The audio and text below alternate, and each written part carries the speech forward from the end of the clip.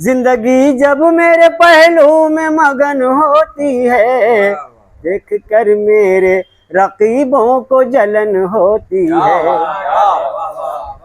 ठोकरें खाते हैं, गिरते हैं, संभल जाते हैं। ठोकरें खाते हैं, गिरते हैं, संभल जाते हैं।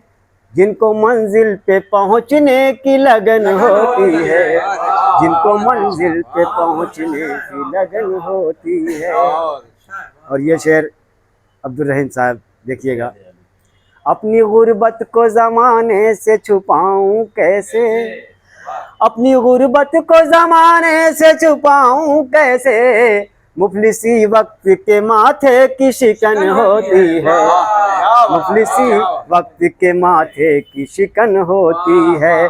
और मक्ता देखिए, मिस्ल शाहीन जो उड़ते हैं फजा में शोहरत, मिस्ल शाहीन जो उड़ते हैं फजा में शोहरत।